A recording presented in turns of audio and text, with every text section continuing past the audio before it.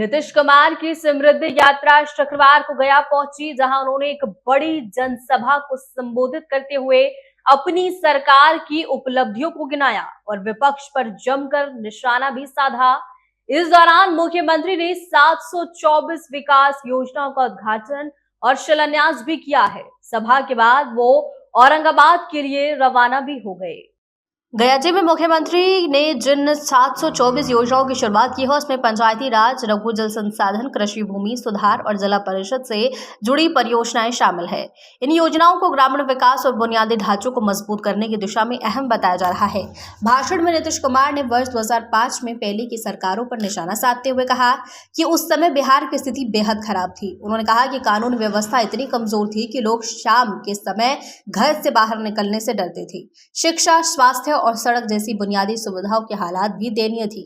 उन्होंने बिना नाम लिए लालू प्रसाद यादव के कार्यकाल पर हमला करते हुए जंगल राज की याद दिलाई और आरोप लगाए कि उस दौर में आम जनता की बजाय कुछ खास लोगों को ही फायदा पहुंचाया गया। मुख्यमंत्री ने अपनी सरकार की उपलब्धियां गिनवाते हुए उक्त बातें कही। इसके अलावा गांवों को सड़कों के जरिए शहरों में जोड़ने और पुल पुलिया के निर्माण पर भी जोर दिया, जिससे आवागमन आसान होगा। नीतीश कुमार ने कहा कि पहले बिहार में हिंदू मुस्लिम विवाद अक्सर होते थे। उनकी सरकार ने कब्रिस्तानों की घेराबंदी करवाई, जिससे विवाद कम हुए। बाद में मंदिरों को लेकर भी कुछ विवाद सामने आए, जिन्हें मंदिरों की बाउंड्री बनवाकर सुलझाया गया।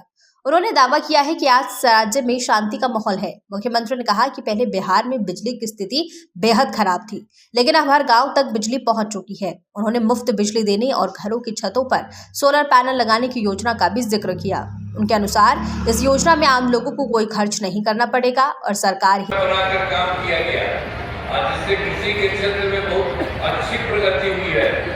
सबसे पहले शुरू किया 2008 से 12 तक पहला, और फिर 12 से 2017 तक दूसरा, और फिर 2017 से 23 तक तीसरा, और अब 2024 से 25 चौथा भी हुआ। हर तरह से सब जगह का काम अच्छा हुआ। पहले ही हम लोग की तरफ से हम लोगों ने शुरू कर दिया।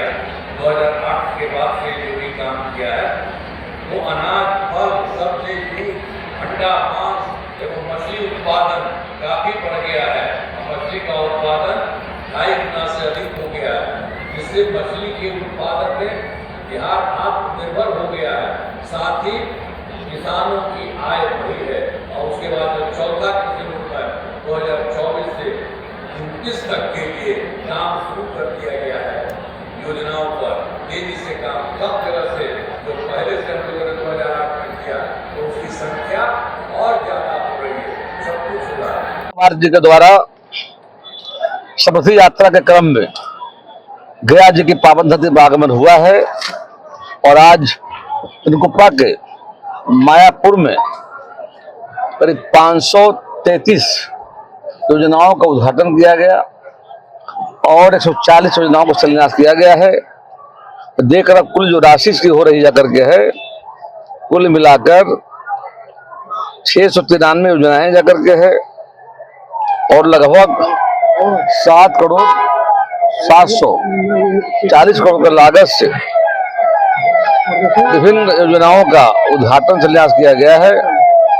और साथ साथ इस क्षेत्र में मायापुर में मोटे अनाज के लिए जो बना है, किसानों के लिए सेंटर ऑफ एक्सेलेंस भवन में निरीक्षण करने भी गए थे। उनकी आम सभा भी हुई जाकर के और बिहार के लिए स्वर्णिम काल जाकर जिस तरह से बिहार में विकास हुआ है विगत 20 वर्षों में, एनडीए की सरकार जो चल रही है बिहार में, उसमें नीतीश कुमार की भूमिका रही जाकर के है।